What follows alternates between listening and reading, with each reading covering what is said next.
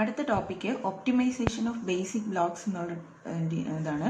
അതായത് basic blocks നമ്മൾ source പ്രോഗ്രാമിനകത്ത് ക്രിയേറ്റ് ചെയ്തിട്ട് അതിനെ എങ്ങനെയാണ് ഒപ്റ്റിമൈസ് ചെയ്യുന്നത് എന്നുള്ളതാണ്. അപ്പോൾ ആദ്യമായിട്ട് അതിനകത്ത് എന്താണ് ഈ ബേസിക് ബ്ലോക്സ് എന്ന് പറഞ്ഞാലല്ലേ നമുക്ക് ഒപ്റ്റിമൈസേഷൻ ചെയ്യാൻ പറ്റുള്ളൂ. So first we have to see what is basic blocks. Okay, so basic blocks എന്ന് പറഞ്ഞു കഴിഞ്ഞാൽ it's a sequence of code executed in a sequence in which they are appear. Okay, അതായത് നമ്മൾ പ്രോഗ്രാമിൽ എഴുതിയിരിക്കുന്ന code. Okay, sequence of code എന്ന് പറയുമ്പം there will be a group of statements. ആ ഗ്രൂപ്പ് ഓഫ് സ്റ്റേറ്റ്മെന്റ്സ് അതിൽ എഴുതിയിരിക്കുന്ന അതേ ഓർഡറിൽ തന്നെ എക്സിക്യൂട്ട് ചെയ്ത് പോകുന്ന ആ ഒരു ടൈപ്പ് ഓഫ് സ്റ്റേറ്റ്മെന്റ്സ് അല്ലെങ്കിൽ ആ ഒരു ഗ്രൂപ്പ് ഓഫ് സ്റ്റേറ്റ്മെന്റ്സിനെയാണ് നമ്മൾ ബേസിക് ബ്ലോക്സ് എന്ന് പറയുന്നത്. അപ്പം ഇങ്ങനെയുള്ള ഒരു ബ്ലോക്ക് ഓഫ് സ്റ്റേറ്റ്മെന്റ്സ് എടുത്തു കഴിഞ്ഞാൽ അതിനകത്ത് ഒരു കാരണവശാലും ഒരു രീതിയിലുള്ള ജംപ് സ്റ്റേറ്റ്മെന്റ്സ്, അതിനുള്ളിൽ തന്നെ ജമ്പ് ചെയ്യാനുള്ള ഒരു സ്റ്റേറ്റ്മെന്റ്സും അതിൽ ഉണ്ടാവില്ല. അങ്ങനെയുള്ള ഗ്രൂപ്പ് ഓഫ് സ്റ്റേറ്റ്മെന്റ്സിനെയാണ് നമ്മൾ ബേസിക് ബ്ലോക്സ് എന്ന് പറയുന്നത്. ഇപ്പോൾ for example if then else. ഇപ്പോൾ ഇഫ് ദെൻ എൽസ് എന്ന് പറയുന്നത് ഒരു ഫുൾ സ്ട്രക്ചറാണ്. അതിനകത്ത് തന്നെ ഇഫിന് ഒരു ബ്ലോക്ക് ആയിരിക്കും, ദെന്നിന് ഒരു ബ്ലോക്ക് ആയിരിക്കും, എൽസിന് വേറൊരു ബ്ലോക്ക് ആയിരിക്കും. ഇങ്ങനെ നമ്മൾ ഓരോന്നിനും കറസ്പോണ്ടിങ് ആയിട്ട് ബേസിക് ബ്ലോക്സ് ഡിവൈഡ് ചെയ്ത് എടുക്കും. അതുപോലെ സ്വിച്ചിന്റെ കേസിലും അത് തന്നെ. സ്വിച്ച് ഒരു ബ്ലോക്കിലായിരിക്കും, ഓരോരോ കേസസ് ഓരോരോ ബ്ലോക്സ് ആയിട്ടായിരിക്കും വരുന്നത്. ദെൻ അതിന്റെ കൺട്രോൾ ഫ്ലോ എന്ന് പറയുന്നത് ബേസ്ഡ് ഓൺ ദ കണ്ടീഷൻ ആയിരിക്കും വരുന്നത്. ഓക്കെ, അപ്പോൾ അതൊക്കെ എങ്ങനെയാണ് ചെയ്യുന്നത് എന്നുള്ളതൊക്കെയാണ് നമ്മളിപ്പോൾ കാണാൻ പോകുന്നത്. സോ അതിനു മുമ്പായിട്ട് ബേസിക് ബ്ലോക്സിന്റെ ക്യാരക്ടറിസ്റ്റിക്സ് എന്തൊക്കെയാണെന്ന് നോക്കാം. മെയിനായിട്ട് 4 ക്യാരക്ടറിസ്റ്റിക്സ് ആണ് പറയുന്നത്. ഒന്നാമത് നേരത്തെ പറഞ്ഞതുപോലെ തന്നെ ആ ഒരു ബേസിക് ബ്ലോക്ക് ഓഫ് സ്റ്റേറ്റ്മെന്റ്സിനകത്ത് ഒരു തരത്തിലുള്ള ജംപ് സ്റ്റേറ്റ്മെന്റ്സ്, അതിനകത്തേക്ക് തന്നെ ജമ്പ് ചെയ്യാനുള്ള ഒരു സ്റ്റേറ്റ്മെന്റ്സ് അതിൽ ഉണ്ടാവില്ല. പിന്നെ there is no possibility of branching or halting. അവിടുന്ന് ബ്രാഞ്ചിങ്ങിനും ഹോൾട്ടിങ്ങിനും ഉള്ള പോസിബിലിറ്റീസ് ഒന്നും തന്നെ ആ ഒരു ബ്ലോക്കിനകത്ത് ഉണ്ടാവില്ല.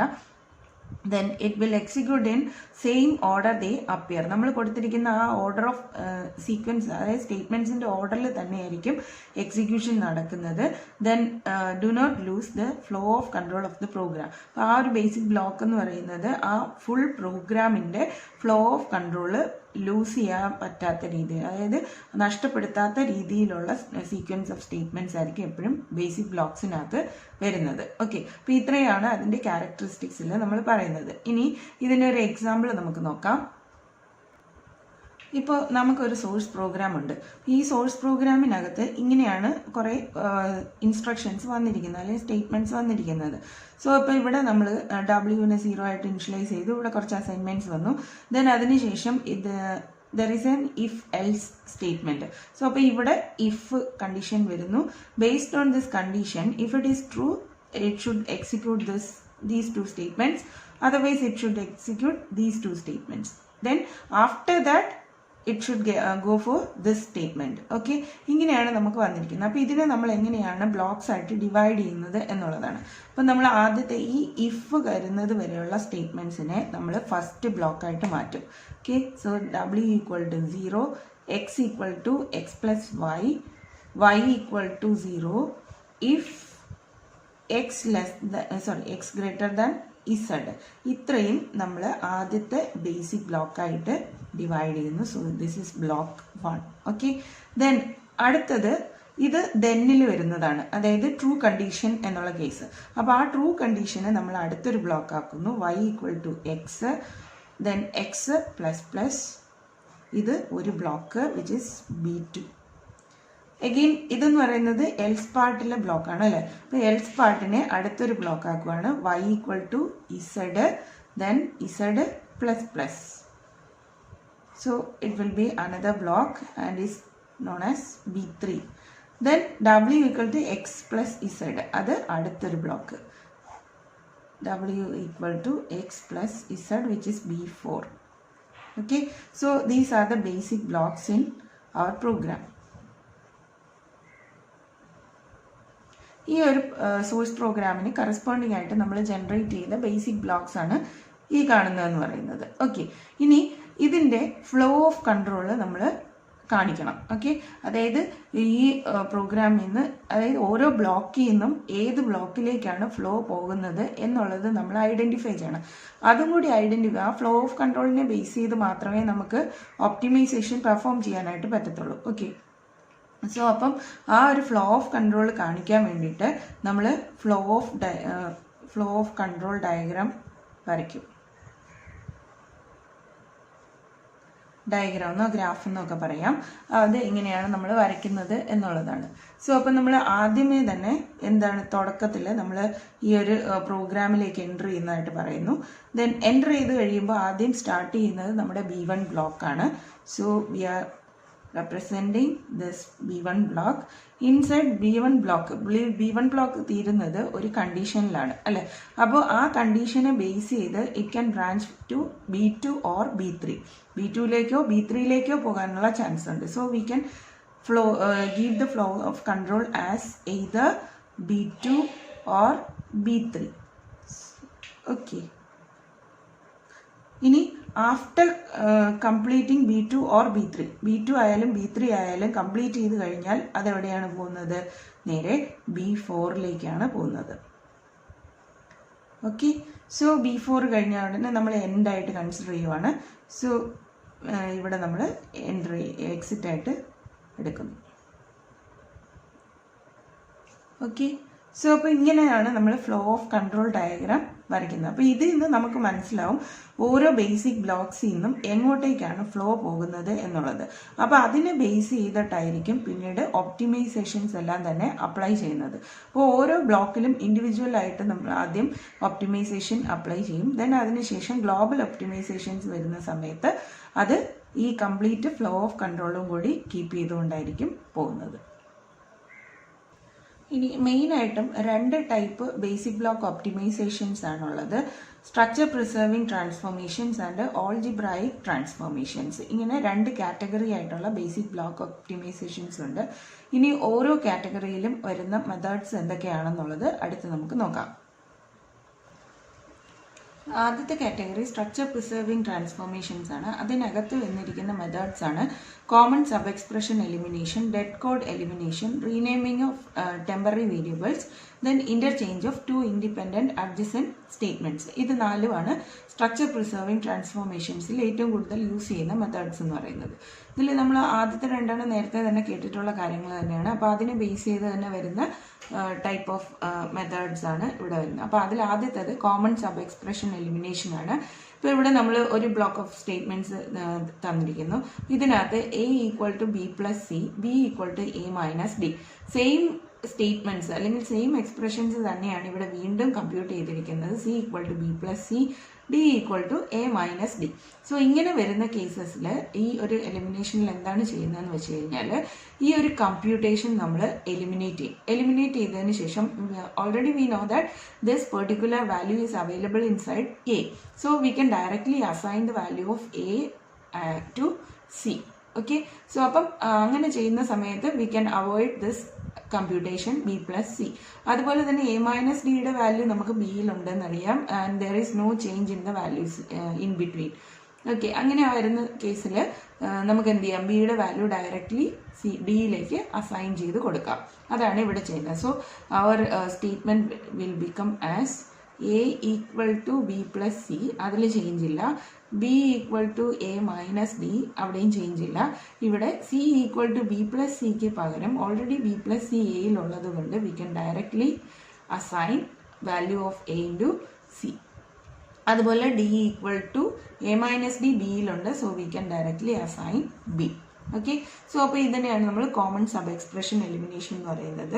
സോ അപ്പോൾ ഇവിടെ എന്താ ചെയ്യുന്നതെന്ന് വെച്ചാൽ കോമൺ ആയിട്ടുള്ള സബ് എക്സ്പ്രഷൻസിനെ നമ്മൾ വീണ്ടും കമ്പ്യൂട്ട് ചെയ്യുന്നത് ഒഴിവാക്കുകയാണ് ചെയ്യുന്നത്. ഓക്കെ. ചില കേസസിലാണെങ്കിൽ നമ്മൾ നേരത്തെ പഠിച്ചതുപോലെ തന്നെ നമുക്ക് എലിമിനേറ്റ് ചെയ്യാനുള്ള പ്രൊവിഷനും ഉണ്ടാവും. അങ്ങനെ എലിമിനേറ്റ് ചെയ്യാനുള്ള പ്രൊവിഷൻ ഉണ്ടെങ്കിൽ then we can eliminate that also. Okay. So ഇതാണ് കോമൺ സബ് എക്സ്പ്രഷൻ എലിമിനേഷൻ. ഇനി അടുത്ത മെത്തേഡാണ് dead code elimination. Dead code എന്ന് പറഞ്ഞു കഴിഞ്ഞാൽ നമുക്കറിയാം ഒരു വേരിയബിൾ അല്ലെങ്കിൽ ഒരു കോഡ് ലൈവ് ആവണമെങ്കിൽ എന്താണ് അത് നമ്മൾ സബ്സിക്വൻ്റ് ആയിട്ട് യൂസ് ചെയ്തിട്ടുണ്ടെങ്കിൽ മാത്രമാണ് അത് ലൈവ് ആണെന്ന് പറയുന്നത്. ഇപ്പോൾ നമ്മുടെ പ്രോഗ്രാമിനകത്ത് നോർമലി പ്രോഗ്രാംസ് എഴുതുമ്പോഴത്തേനും അറിഞ്ഞോ അറിയാതെയൊക്കെ ഒരുപാട് ഡെഡ് കോഡ്സ് വരാനുള്ള ചാൻസസ് ഉണ്ട്. ഇപ്പോൾ ഫോർ എക്സാമ്പിൾ നമ്മൾ x = A + B എന്നുള്ള ഒരു കാൽക്കുലേറ്റ് ചെയ്യുന്നുണ്ടെന്ന് വിചാരിക്കാം. So we are computing sum of A and B and is assigned in x, and we are not using x anywhere in our program. Okay, x is not using in our program. Then we can say that this x is a dead variable. അല്ലേ? അപ്പം അങ്ങനെ വരുന്ന കേസസിൽ we can eliminate this particular statement from our program. ഇതിനെയാണ് നമ്മൾ dead code elimination എന്ന് പറയുന്നത്. അപ്പോൾ ഇങ്ങനെയുള്ള ഡെഡ് കോഡ്സ് എലിമിനേറ്റ് ചെയ്ത് കഴിഞ്ഞാൽ തന്നെ നമ്മുടെ പ്രോഗ്രാം ഒരുപാട് ഒപ്റ്റിമൈസ്ഡ് ആയിട്ട് മാറും. അപ്പോൾ ഇതാണ് ഡെഡ് കോഡ് എലിമിനേഷൻ. അടുത്ത മെത്തേഡാണ് റീനെയിമിങ് ടെമ്പററി വേരിയബിൾസ്. ഇപ്പം നമുക്ക് ഒരു ബ്ലോക്കിനകത്ത് നമുക്ക് ടെമ്പററി വേരിയബിൾസ് ഉണ്ടെന്ന് വിചാരിക്കാം. സോ അതിനകത്ത് നമ്മൾ ടി എന്ന് പറയുന്ന ഒരു ടെമ്പററി വേരിയബിൾ യൂസ് ചെയ്യുന്നുണ്ട്. ആ ടിക്കകത്ത് b+c ആണ് സ്റ്റോർ ചെയ്തിരിക്കുന്നത്. And we have to change the temporary variable. അങ്ങനെയാണ് എങ്കിൽ what we can do is we can directly change this T to U, another name U. Both are temporary variables. Okay, അപ്പോൾ ഇങ്ങനെ change ചെയ്യുന്ന സമയത്ത് നമ്മൾ എന്ത് ചെയ്താൽ മതി, ജസ്റ്റ് എവിടെയെല്ലാം നമ്മൾ ടി യൂസ് ചെയ്യുന്നുണ്ടോ അവിടെ എല്ലാം തന്നെ യു എന്നുള്ള വേരിയബിൾ യൂസ് ചെയ്താൽ മാത്രം മതി, without changing value of basic block. അവിടെ ഒന്നും തന്നെ ആ ബേസിക് ബ്ലോക്കിൻ്റെ വാല്യൂസിലൊന്നും തന്നെ ചേഞ്ച് വരുന്നുമില്ല. അപ്പോൾ ഇങ്ങനെ നമുക്ക് ഒരു ബ്ലോക്കിൻ്റെ തന്നെ ടെമ്പററി വേരിയബിൾസ് ചേഞ്ച് ചെയ്ത് അടുത്തൊരു ബ്ലോക്ക് ക്രിയേറ്റ് ചെയ്യാനോ അല്ലെങ്കിൽ വേറൊരു ബ്ലോക്കാക്കി മാറ്റാനോ പറ്റുന്ന ആ ഒരു പ്രൊവിഷനെയാണ് നമ്മൾ റീനെയിമിംഗ് ടെമ്പററി വേരിയബിൾസ് എന്ന് പറയുന്നത്. സോ ഇതുകൊണ്ട് ഇങ്ങനെ നമുക്ക് റീനെയിം ചെയ്തെടുക്കാൻ പറ്റുന്ന ആ ഒരു ടൈപ്പ് ഓഫ് ബ്ലോക്കിനെയാണ് നമ്മൾ നോർമൽ ഫോം ബ്ലോക്ക് എന്ന് പറയുന്നത്. ഓക്കെ, നോർമൽ ഫോം ബ്ലോക്ക് എന്നാണ് ഇങ്ങനെയുള്ള ബ്ലോക്സ് അറിയപ്പെടുന്നത്. അപ്പോൾ ഇതും ഒരു ടൈപ്പ് ഓഫ് ഒപ്റ്റിമൈസേഷൻ മെത്തേഡാണ്. അപ്പോൾ ഓൾറെഡി ക്രിയേറ്റ് ചെയ്തിരിക്കുന്ന ബ്ലോക്കിനകത്ത് നിന്ന് തന്നെ നമുക്ക് വേറൊരു ടെമ്പററി വേരിയബിൾ യൂസ് ചെയ്തുകൊണ്ട് ഒരു ബേസിക് ബ്ലോക്ക് ക്രിയേറ്റ് ചെയ്യാനുള്ള പ്രൊവിഷനാണ് ഇവിടെ ഈ ഒരു ഒപ്റ്റിമൈസേഷൻ വഴി കിട്ടുന്നത്. Okay, so this is known as renaming temporary variables. അടുത്ത മെത്തേഡാണ് interchange of 2 independent adjacent statements. നമുക്കിപ്പോൾ 2 സ്റ്റേറ്റ്മെൻറ്റ്സ് അടുത്തടുത്ത് ഇതുപോലെ ഉണ്ടെന്ന് വിചാരിക്കാം. T1 = b+c and T2 = x+y. ഇവിടെ T1ൻ്റെ വാല്യൂ T2നെയോ T2ൻ്റെ വാല്യൂ T1നെയോ അഫക്റ്റ് ചെയ്യുന്നില്ല എങ്കിൽ we can change the order of execution. ഈ സ്റ്റേറ്റ്മെൻറ്റുകളുടെ ഓർഡർ ഒരേ ബേസിക് ബ്ലോക്കിൽ തന്നെയുള്ള സ്റ്റേറ്റ്മെൻറ്റ്സിൻ്റെ ഓർഡർ നമുക്ക് വേണമെങ്കിൽ ചേഞ്ച് ചെയ്യാം. അത് നമുക്ക് പലപ്പോഴും ആവശ്യം വരുന്നത് എപ്പോഴാണെന്ന് വെച്ച് കഴിഞ്ഞാൽ ചില കേസസിൽ ഈ ഒരു കമ്പ്യൂട്ടേഷൻ തീരാനായിട്ട് അല്ലെങ്കിൽ ഈ എക്സിൻ്റെ വാല്യൂ ഓൾറെഡി കമ്പ്യൂട്ട് ചെയ്ത് കഴിഞ്ഞിട്ടായിരിക്കണം ഇവിടെ നമ്മൾ യൂസ് ചെയ്യേണ്ടത്. ഇങ്ങനെയുള്ള കേസസ് ഒക്കെ ചില കേസസിൽ വരും. അപ്പോൾ അങ്ങനെ വരുമ്പോൾ ഇതിൻ്റെ എക്സിക്യൂഷൻ കുറച്ച് ഡിലേ ചെയ്യിപ്പിക്കേണ്ടി വരും. അപ്പോൾ അങ്ങനെ വരുമ്പോൾ നമ്മൾ എന്ത് ചെയ്യും, താഴെയുള്ള സ്റ്റേറ്റ്മെൻറ്റ്സിനെ എടുത്ത് മുകളിലേക്ക് ചേഞ്ച് ചെയ്ത് അത് എൻ്റെ എക്സിക്യൂഷൻ ആദ്യം നടത്തുന്നു, പിന്നെ അത് കഴിഞ്ഞിട്ട് താഴത്തെ ചെയ്യുന്നു. ഇങ്ങനെയുള്ള ചെറിയ ചെറിയ ഇൻ്റർചേഞ്ചിങ് ചെയ്യാറുണ്ട്. അപ്പോൾ അതിനെയാണ് interchange of 2 independent adjacent statements എന്ന് പറയുന്നത്. So here we can interchange or reorder the instructions or statements, interchange or reordering. ഇത് ചെയ്യണമെങ്കിൽ T1ഉം T2ഉം ഇൻഡിപെൻഡൻ്റ് ആയിരിക്കണം. ഓക്കെ, ഈ T1ൻ്റെ വാല്യൂ T2നെയോ T2ൻ്റെ വാല്യൂ T1നെയോ ഒരു കാരണവശാലും അഫക്റ്റ് ചെയ്യാൻ പാടില്ല. അങ്ങനെയാണെങ്കിൽ മാത്രമേ ഈ ഒരു ഇൻ്റർചേഞ്ച് ചെയ്യാൻ പാടുള്ളൂ. അപ്പോൾ അതാണ് interchange of 2 independent adjacent statements.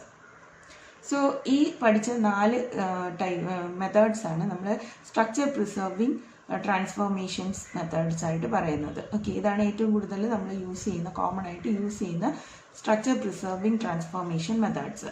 ഇനി അടുത്ത കാറ്റഗറി ഓഫ് മെത്തേഡ്സ് ആണ് ഓൾജിബ്രായിക് ട്രാൻസ്ഫോർമേഷൻസ് എന്നറിയപ്പെടുന്നത്. അപ്പോൾ അതെന്താണെന്ന് അടുത്ത് നോക്കാം. സോ അടുത്ത category of block optimization transformation ആണ് ഓൾജിബ്രായിക് ട്രാൻസ്ഫോർമേഷൻസ് എന്നറിയപ്പെടുന്നത്. ഈ ഓൾജിബ്രായിക് ട്രാൻസ്ഫോർമേഷൻസ് എന്ന് പറയുമ്പോൾ നമ്മുടെ ഓൾജിബ്രായിക് എക്സ്പ്രഷൻസിനകത്ത് നമ്മൾ ഒപ്റ്റിമൈസേഷൻസ് പെർഫോം ചെയ്യുന്നതാണ് ഈ ഒരു കാറ്റഗറിയിൽ വരുന്നത്. So this includes simplifying expressions or replacing expensive operations. നമുക്ക് ഓൾറെഡി ഉള്ള എക്സ്പ്രഷൻസിനെ സിംപ്ലിഫൈ ചെയ്യുകയോ അല്ലെങ്കിൽ അതിനകത്ത് നമ്മൾ യൂസ് ചെയ്തിരിക്കുന്ന എക്സ്പെൻസീവ് ആയിട്ടുള്ള ഓപ്പറേഷൻസിന് പകരം നമുക്ക് എന്താണ് സ്ട്രെങ്ത് കുറഞ്ഞ മറ്റുള്ള ഓപ്പറേഷൻസ് യൂസ് ചെയ്യുകയോ ചെയ്യുന്നതിനെയാണ് നമ്മൾ ഈ ഒരു കാറ്റഗറിയിൽ പറയുന്നത്. അപ്പോൾ അതിന് ഒരു എക്സാമ്പിളാണ് കോൺസ്റ്റൻറ്റ് ഫോൾഡിങ് എന്ന് പറയുന്ന മെത്തേഡ്. ഇതിനകത്തെന്ന് പറഞ്ഞു കഴിഞ്ഞാൽ നമുക്ക് കമ്പൈൽ ടൈമിൽ തന്നെ കോൺസ്റ്റൻറ്റ് എക്സ്പ്രഷൻസ് ഉണ്ടെങ്കിൽ ആ കോൺസ്റ്റൻറ്റ് എക്സ്പ്രഷൻസ് ഓൾറെഡി ഇവാലുവേറ്റ് ചെയ്തിട്ട് അതിന് പകരം ആ ഒരു എക്സ്പ്രഷന് പകരം we can replace by their values. Okay, for example നമ്മുടെ ഒരു പ്രോഗ്രാമിനകത്ത് നമ്മൾ 2 × 3.14 എന്ന് പറയുന്ന ഒരു എക്സ്പ്രഷൻ കൊടുത്തിട്ടുണ്ട് എന്ന് വിചാരിക്കാം. So already we know the values R 2 and 3.14. So അപ്പം നമുക്ക് കമ്പൈൽ ടൈമിൽ തന്നെ ഈ ഒരു ഓപ്പറേഷൻ അല്ലെങ്കിൽ ഈ ഒരു കാൽക്കുലേഷൻ പെർഫോം ചെയ്യാനായിട്ട് പറ്റും. പെർഫോം ചെയ്തതിന് ശേഷം ഈ എക്സ്പ്രഷൻ എവിടെയൊക്കെ വരുന്നുണ്ടോ അവിടെ എല്ലാം എന്ത് ചെയ്യും, ഈ ഒരു എക്സ്പ്രഷൻ അതായത് വീണ്ടും വീണ്ടും ഈ കാൽക്കുലേഷൻ റിപ്പീറ്റ് ചെയ്യുന്നതിന് പകരം നമ്മൾ എന്ത് ചെയ്താൽ മതി, ആ വാല്യൂയോടെ റീപ്ലേസ് ചെയ്താൽ മാത്രം മതി. അപ്പോൾ ഓരോ തവണയും നമ്മൾ പ്രോഗ്രാം റൺ ചെയ്യുമ്പോൾ ഈ ഒരു എക്സ്പ്രഷൻ ഇവാലുവേഷൻ നമുക്ക് ആവശ്യമായിട്ട് വരില്ല. സോ എവിടെയൊക്കെ നമുക്ക് 2 × 3.14 വരുന്നുണ്ടോ അവിടെയെല്ലാം 6.28 എന്നുള്ള വാല്യൂ ആയിരിക്കും നമ്മൾ റീപ്ലേസ് ചെയ്യുന്നത്. സോ ഇതിനെയാണ് നമ്മൾ കോൺസ്റ്റന്റ് ഫോൾഡിങ് എന്ന് പറയുന്നത്. ഇനി അതുപോലെ തന്നെ നമ്മൾ റിലേഷണൽ ഓപ്പറേറ്റേഴ്സ് യൂസ് ചെയ്ത് ആൾജിബ്രായിക് എക്സ്പ്രഷൻസ് എഴുതാറുണ്ട്. സോ റിലേഷണൽ ഓപ്പറേറ്റേഴ്സ് ആണ് less than, equal to, greater than, equal to, less than, greater than, പിന്നെ അതിനകത്ത് തന്നെ പ്ലസ്, ഈക്വൽ, സംടൈംസ്. ഈ പറയുന്ന ഓപ്പറേറ്റേഴ്സ് എല്ലാം തന്നെ ചില കേസസിൽ അൺഎക്സ്പെക്റ്റഡ് ആയിട്ടുള്ള കോമൺ സബ് എക്സ്പ്രഷൻസ് ക്രിയേറ്റ് ചെയ്യാറുണ്ട്. അപ്പോൾ അങ്ങനെയുള്ള സബ് എക്സ്പ്രഷൻസിനെ നമ്മൾ അസോസിയേറ്റീവ് ലോസും കൂടി കൺസിഡർ ചെയ്തിട്ട് വേണമെങ്കിൽ നമുക്ക് ആ കോമൺ സബ് എക്സ്പ്രഷൻസിനെ എന്ത് ചെയ്യാം, ഒന്നുകൂടി ഒപ്റ്റിമൈസ് ചെയ്യാനോ ഒക്കെയുള്ള പ്രൊവിഷൻസ് ഉണ്ട്. So for example A = B + C, E = C + D + B എന്നുള്ളത് ഈ രണ്ട് സ്റ്റേറ്റ്മെൻറ്റ്സ്. അപ്പോൾ ഇതിനകത്തെന്ന് പറഞ്ഞാൽ ആക്ച്വലി B + C ഇവിടെയും വരുന്നുണ്ട്, B + C. സോ അപ്പോൾ അസോസിയേറ്റീവ് ലോസ് അനുസരിച്ച് നമുക്കത് കറക്റ്റായിട്ട് ഫോളോ ചെയ്യാൻ പറ്റുന്നുണ്ട് എങ്കിൽ നമുക്ക് അതിനെ വേറെ ഏത് രീതിയിൽ വേണമെങ്കിലും ഇൻ്റർമീഡിയറ്റ് കോഡാക്കി മാറ്റാനുള്ള പ്രൊവിഷൻ ഉണ്ട്. ഇതിലിപ്പോൾ ഡയറക്റ്റായിട്ട് രണ്ട് സബ് എക്സ്പ്രഷൻസ് ആയിട്ട് ഡിവൈഡ് ചെയ്തിരിക്കുകയാണ്. അപ്പോൾ ഡിവൈഡ് ചെയ്യുമ്പോഴത്തേനും നമുക്ക് എവിടെയെങ്കിലും കോമൺ സബ് എക്സ്പ്രഷൻസ് വരുന്നുണ്ടെങ്കിൽ അതിൻ്റെതായ ഒപ്റ്റിമൈസേഷൻ നമുക്ക് വേണമെങ്കിൽ അപ്ലൈ ചെയ്യാം. ഇനി അതുപോലെ തന്നെ x = x + 0 എന്ന് പറയുന്ന ഒരു എക്സ്പ്രഷൻ. ഇതെന്ന് പറഞ്ഞു കഴിഞ്ഞാൽ എക്സിൻ്റെ കൂടെ 0 ആഡ് ചെയ്യുന്നത് കൊണ്ട് യാതൊരു വാല്യൂ ചേഞ്ചും അവിടെ ഉണ്ടാകുന്നില്ല. അപ്പോൾ ശരിക്കും പറഞ്ഞാൽ ഈ ഒരു കോഡ് യൂസ്ലെസ് ആണ് അല്ലേ. So this can be removed. Then അതുപോലെ തന്നെ x = y⁴2. ഈ പവർ ഓപ്പറേഷൻ ആണ് ഇവിടെ ഇങ്ങനെ കാണിച്ചിരിക്കുന്നത്. സോ y⁴2 ആണ്, y² ആണ് നമ്മൾ കാൽക്കുലേറ്റ് ചെയ്യുന്നത്. സോ ഈ ഒരു പവർ ഓപ്പറേഷൻ നമ്മൾ ചെയ്യുന്നതിനേക്കാളും സ്ട്രെങ്ത് കുറഞ്ഞ ഓപ്പറേഷനാണ് y-നെ 2 തവണ മൾട്ടിപ്ലൈ ചെയ്യുക എന്ന് പറയുന്നത്. So we can replace this power operation by using y × y. So ഇത് റിഡക്ഷൻ ഇൻ സ്ട്രെങ്ത് ആണ് ഇവിടെ ചെയ്തിരിക്കുന്നത്. ദെൻ അതുപോലെ തന്നെ x/1 എന്ന് പറഞ്ഞ് നമ്മൾ എവിടെയെങ്കിലും കൊടുക്കുന്നുണ്ടെങ്കിൽ അത് ഒരു കമ്പ്യൂട്ടേഷൻ്റെ ആവശ്യമില്ല, അതിൻ്റെ വാല്യൂ എന്ത് തന്നെയാണ്, എക്സ് തന്നെയാണ്. സോ ഇങ്ങനെ വരുന്ന എക്സ്പ്രഷൻ വരുന്നുണ്ട് എങ്കിൽ we can directly give value X. അതുപോലെ തന്നെ x/2 നമുക്ക് കാൽക്കുലേറ്റ് ചെയ്യണമെങ്കിൽ അതിനേക്കാളും ചീപ്പറായിട്ടുള്ള ഓപ്പറേഷനാണ് x × 0.5 എന്ന് പറയുന്നത്. ഓക്കെ, അപ്പോൾ ഇങ്ങനെ റിഡക്ഷൻ ഇൻ സ്ട്രെങ്ത്തും കാര്യങ്ങളൊക്കെ ചെയ്യുന്ന ഈ ഒരു type of algebraic expression transformations ആണ് ഈ സെക്കൻഡ് കാറ്റഗറിയിൽ നമ്മൾ പറയുന്നത്. So these are the common methods used in algebraic transformations. ഇനി നമുക്ക് ലൂപ്പ് ട്രാൻസ്ഫോർമേഷൻസ്, ലൂപ്പ് ഒപ്റ്റിമൈസേഷൻസ് ഇതിനകത്ത് ബേസിക് ബ്ലോക്സിൽ എങ്ങനെയാണ് ചെയ്യുന്നത് എന്നുള്ളതാണ് അടുത്ത് പഠിക്കാനുള്ളത്. അത് നമുക്ക് അടുത്ത വീഡിയോ ആയിട്ട് കാണാം. ഓക്കെ.